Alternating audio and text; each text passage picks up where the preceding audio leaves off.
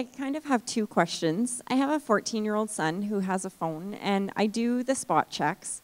But how far should parents be going in those spot checks? I know my parents didn't listen on the other line when I was on the phone with my friends all the time. So I check, I try and see what he's doing, but how far do you think we should be going? Because the other side of that question is, when the one speaker was talking about Snapchat, I'm always thinking about what are the bad things my kid's doing, but I never thought of it really the other way. Like, how many white vans are there on the internet that we need to be worried about?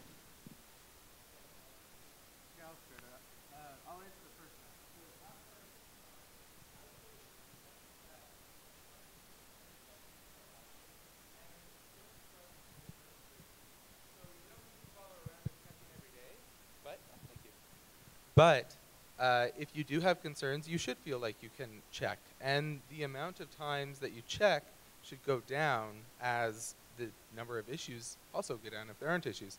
I think that we should expect our children to make mistakes along the way. They are teenagers after all.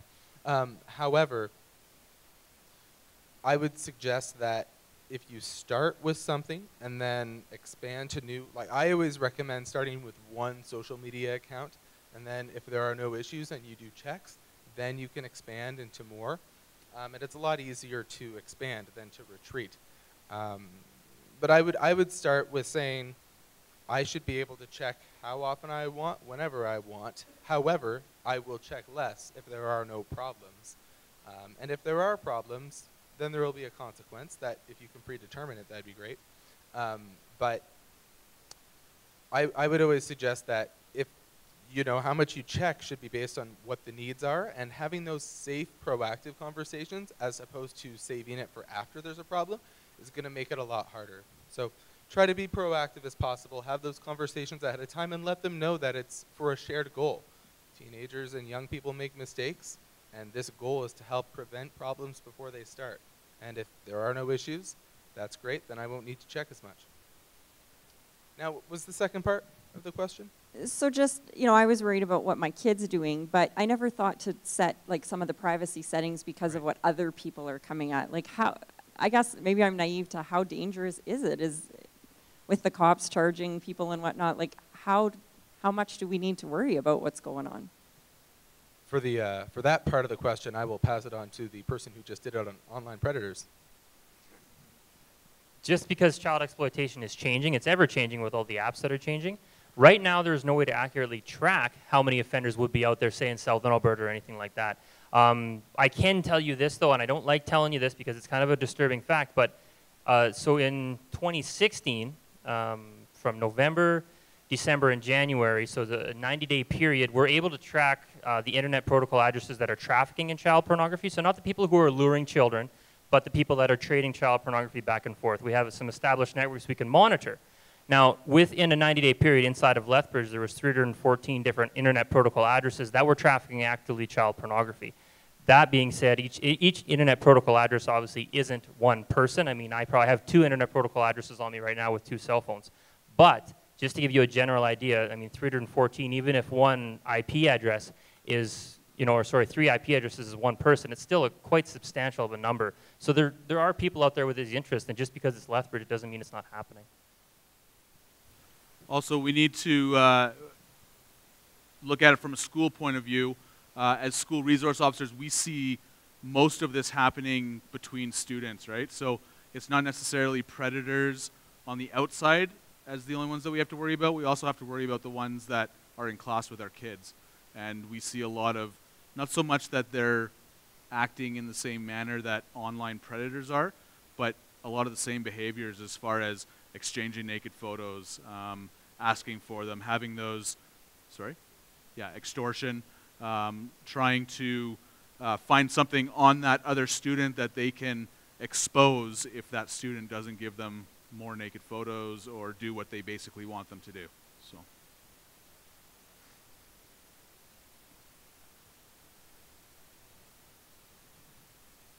He's making his way around.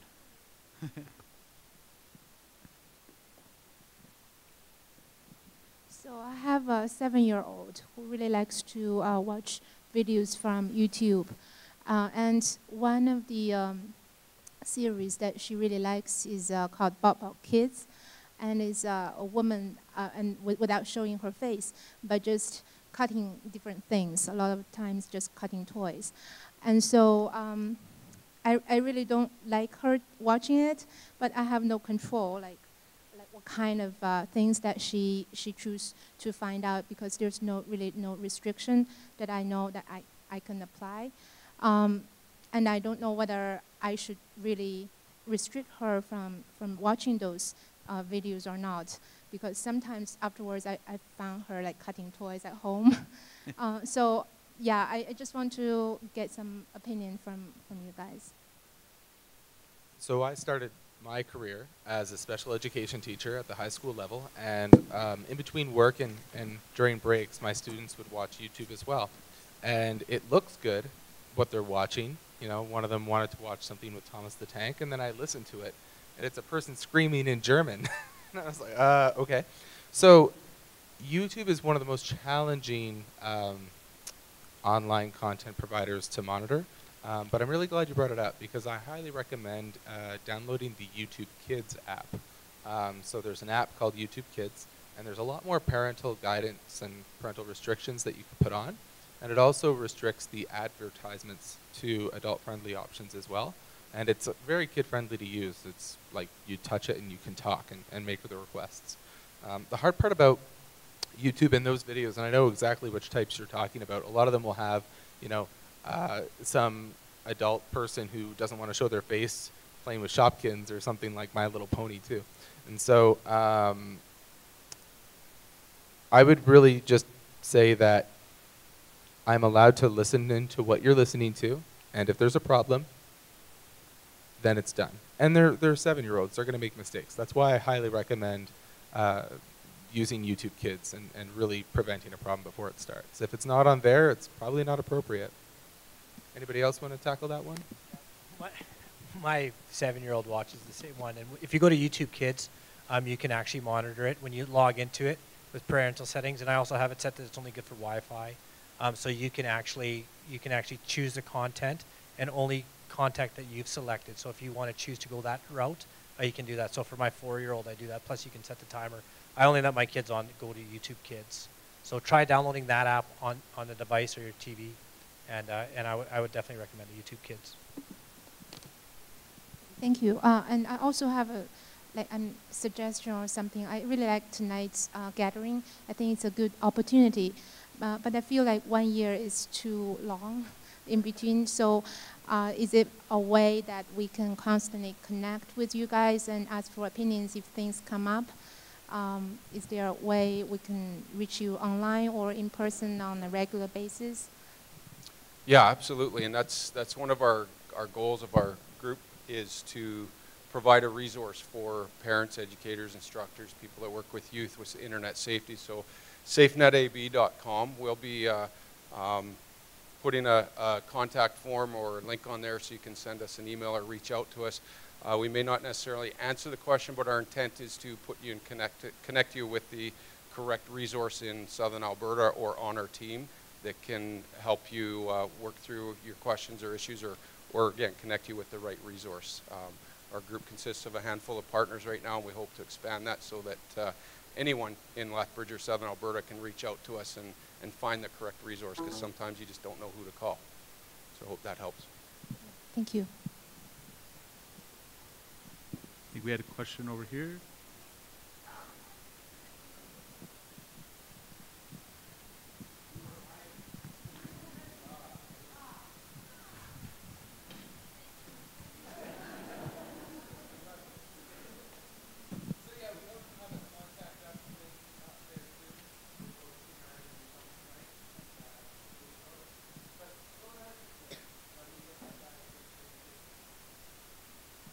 Hi, we have a 9-year-old and almost 10-and-a-half-year-old boy, and they're getting into more of the video games. And my question is, what about like internet live and getting into, like, I don't mind them being online with their friends, but what about controlling, you know, what other access they have as well? I'm like, give me Tetris and Duck Hunt, that's my video gaming, back to Atari, so this is all new for me. That's a good question. My name is Kyle Patterson. I'm the computer manager at London Drugs. and I've been that for the last 17 years. So I've kind of seen it all in respect to, you know, what's transitioned over the years, because we're usually the first place people call when something goes awry. And London Drugs is really proud to be a part of this committee. So to answer your question, one of the things I was going to talk about is, and Chris mentioned it earlier, the biggest thing in your house as a parent that you can really use as a tool is your router.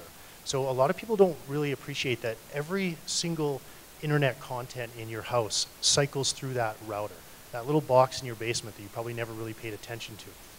So the biggest thing you can do is know how to use that and use it appropriately for your family. So one of the things that we sell, and you can buy it anywhere, is any of the new routers out there have exactly what you're looking for. And 10 years ago, if you came into the store and you said, you know, I'm looking at buying a wireless router, it was kind of scary. And to put it into perspective, about half of the people that came into our store would phone us when they got home, and we had to kind of walk them through it. It was a bit of a challenge. But now, I honestly can't remember the last time I got a phone call. And we sell 10 a day. So with these new routers, you can really restrict, and not only restrict, but it's more of a view exactly what's happening in your house. Now, keep in mind that this doesn't sort of monitor data usage. So by that I mean, you know, cell phones, things that have sort of external connections to the internet. But most things, you know, that our kids are going to use are going to use that wireless router. So for example, and this is just one example I use, but there could be lots. You, for example, could be laying in bed at night. You could pull out your smartphone and you could actually see on your smartphone, oh, little Johnny's on his Xbox connected to the internet. He shouldn't be. And you can turn him off. Or you can set those restrictions. So, you know, Johnny shouldn't be on his Xbox past 7 o'clock. Or, you know, Johnny shouldn't be on his Xbox for longer than 2 hours. So it's really an interesting time we live in, because we can really view and monitor our internet really detailed, and you have all the control. And again, it's not something you have to be scared of. So yeah, I would really encourage everybody. Oh, and the other thing I really want to point out, and a lot of people, this is something interesting, you guys might not, you guys would probably appreciate this, is when people come into the store and they ask about routers, the first thing we ask them is, how many devices do you have at your home connected to the internet? And most people kind of say, oh, they sort of count them up and they go, oh, we have 5 or 6. And by the time we're done talking to them, usually we're up in that 25 to 30 range. And they're just like, whoa, like we had no idea. And so when you start really adding it up, you probably need a new router anyways. So you may as well buy one that's going to help with your situation. So I hope that answered your question. In addition to that, when you're looking at your routers, the routers are really good in letting you know who's online, letting you know which devices are online. You can set restrictions based on different devices. So you can say, this device is allowed a certain amount of time online. This device can only be online during these hours. You can set black and white hours. But one of the things that I also talk to a lot of people about, if you've ever set up an email address on Hotmail or Gmail or something like that, there is a service that you can also take a look at. It's called OpenDNS, and so you are welcome to Google it. I also created handouts of a step-by-step procedure on how to set up OpenDNS on a home router. It's on the back table as you leave. But what OpenDNS says is it allows you to change the DNS settings on your router. I won't go into the technical detail of exactly what that means. But what it means is you can choose to filter your content of your home however you would like to. And this is what I was saying earlier today about choosing to filter from a router-based. This means that any device that comes into your home, so your son has a friend who comes over, they connect to your Wi-Fi, you still have the control over what is allowed to come through your router. To give you an example, that is a free service. It's very user-friendly. There are lots of YouTube and Google options on showing how to set it up. But this is what a custom configuration looks like. So you can very easily, once you have it set up at your house, you can say, I would like to turn off video sharing. And if you click on that and you press submit, 3 minutes later, video sharing is shut off at your house. You can choose social media. You can choose any of these types of things that it's shut off at your house. Now remember what I said earlier, conversations, accountability, relationships. This is only going to start conversations because I'll tell you right now, you set it up. If a child wants to get around it, You can also YouTube or Google, how do I get around OpenDNS? And there are a couple of ways to get around OpenDNS. So the idea is to create these conversations. One of the things that on the handout I do mention is if you are doing this, make sure you do cross out the proxy or anonymizer. Otherwise, it's for nothing, right? Because a proxy or anonymizer means I can take my computer, I can log on to some other computer somewhere else on somebody else's internet, and then I'm no longer bound to the filters that are found on my internet. This is not going to be device specific, this is house specific. So if you are selecting that you're crossing something off, it's crossed off for every device within that house. I've done a number of presentations to a number of different parent groups about this, and one of the first times I did this, a mom came back the next day and said, we have a big problem. We did this at home yesterday, but now there's a game that my husband likes to play that he can't play because of the ads that are on the right-hand side. The ads on the right-hand side break one of the rules that we've said that we don't want in our house, and so now it won't allow him to play this game. And I said, well, if you guys have talked as a family, the system also allows you to set a blacklist and a whitelist. So a blacklist means I don't want to shut off the whole category, but I want to shut off that domain. So I want to shut off YouTube. So rather than saying shutting off video sharing, you can blacklist YouTube, and it'll blacklist YouTube. YouTube won't be able to come through. You could say the same thing with Facebook. The Facebook app won't work on your phone if you're using your home Wi-Fi. So it's another option, but it is everything within your house that takes a look at. But it is an option to take a look at seeing. Again, is it a set it and forget it? Absolutely not. There's no such thing as a set it and forget it. We can't do that because our kids can find ways around it. But it is an absolutely great way, as your kids are younger, to be able to block some of the content that you don't want. The program itself is used by, I want to say, around 60% of the schools in the United States as well, because it's a very good program. It does granular filtering, which is a fancy way to say if you Google image search, if you allow Google image searches are allowed. So then there will still be content on a Google image search that you don't want to be able to see. However, if you click on that content on the Google image search, it won't go any further because it'll block it. But OpenDNS is another option it's interesting, it's worthwhile taking a look at, and it works on most routers. If you have a router that's given to you from your internet service provider, sometimes they will not allow you to change the DNS, which means then you go and pick up a different router that'll allow you to change the DNS, and you just plug it into your router from your internet service provider. But it's an interesting thing to play with, but Google and YouTube will be your friends if you're trying to play with it. We are out of time. We want to respect everybody's time here and not go over. So what I'm going to offer to you is that everyone up here and some others will stick around. If you have any questions and you want to come ask us personally, feel free to do that.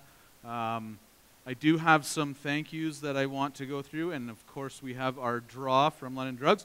So just before we get to that, again, I want to thank all the committee members that helped put this together tonight. We also want to thank the City of Lethbridge for donating the Yates Theatre and providing staff for sound and setup. We couldn't do it without that gracious donation to us. Kara Hagen, I said I would get to you, and I will because we appreciate her blitzing out. So she's in our community resource unit. I'm not even sure if she's here now, but she got everything out to the radio stations and made sure that this event was well advertised. We noticed that last couple of years we didn't advertise it as much as we should have, so we tried to do that a lot more. So thank you, Kara, for doing that. If there are any individuals here from organizations that are interested in joining this committee, it's like I said, it's less than a year old, and we're looking for as many agencies to have a representative as possible. So please come talk to us if you're interested in that, and we can certainly bring that to our next meeting. Dylan Drayton for running the live stream, thank you very much. London Drugs, Kyle and Ryan, and LCI students, Christopher and Josh, they set up all of the projectors and laptops outside, and it was super helpful for me as a presenter to be able to just run over there and everything was ready to go. So thanks so much for doing that for us. Shaw for recording and broadcasting the event at a later date. Also any other media that's here spreading out to the community what we talked about tonight. Thank you so much for coming.